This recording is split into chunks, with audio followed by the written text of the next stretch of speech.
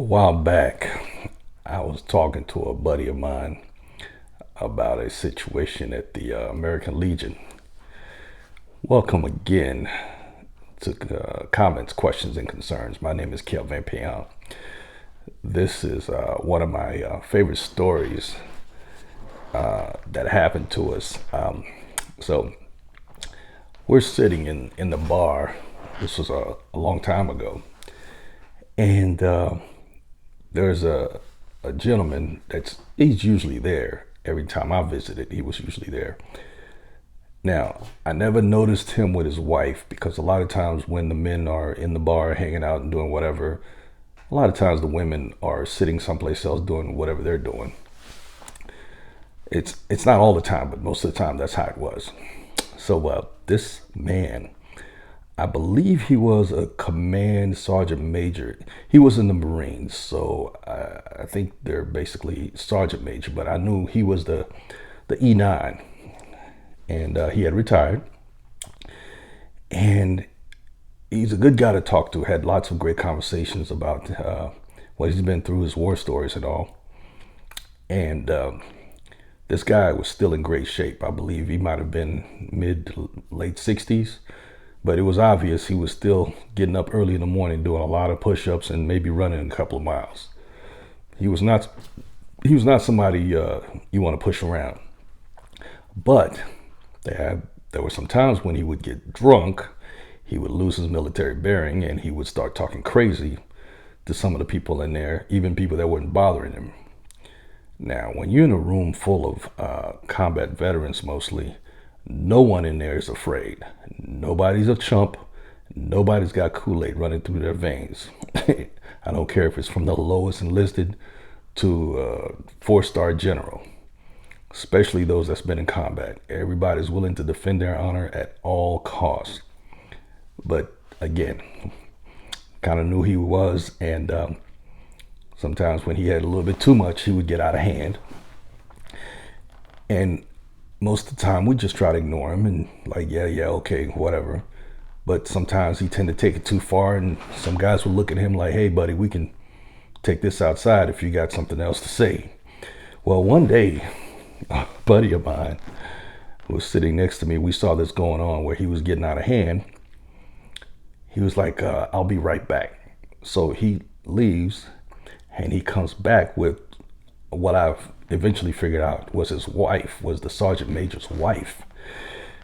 This woman, who was also probably in her early to mid 60s, every bit of maybe 5'3". So she walks up to this Marine, gets in his face and says, "What the hell is wrong with you?" And before he could answer, she smacked the taste out of his mouth. And she said, "Take your ass over in that corner and sit down and calm yourself down." And of course, all our eyes got big like, whoa, what just happened? And I'm thinking to myself, oh my God, please don't hit her. Please don't hit her. Because if he was to put his hands on her, we would have beat his ass right there on sight. That's a no-go in there. All women are totally protected in a place like that when they're surrounded by these veterans. We don't play that.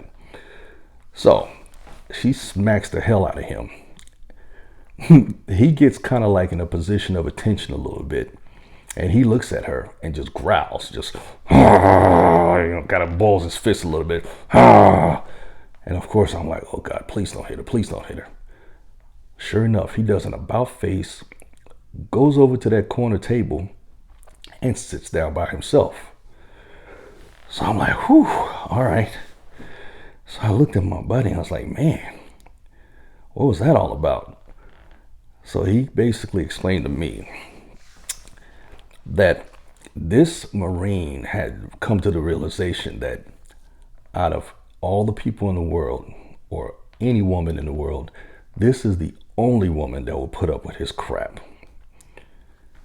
And so he had kind of realized that after being married to this woman for so long, and she had put up with all his deployments, all the cheating that he's done, the PTSD that he suffers from, the bipolar that he suffers from, and all the physical and mental abuse that he's put her through. But she never divorced him, never filed any police reports, never reported him.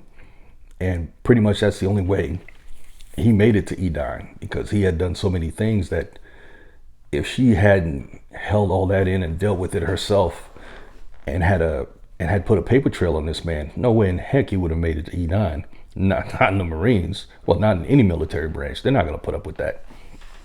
She also, I believe, they had 5 kids together, and she basically raised those kids on her own because he was deployed a lot. And the times that he was home, my buddy would say, hey, for him to kind of depress some of the stuff he's gone through, he'd be at the bar with his buddies a lot of times. So she went through a lot. But yet she stuck by this man's side because she knew she had a duty to this Marine. And even though she didn't sign up in the military, she has to be one of the toughest soldiers or Marines that I have ever met.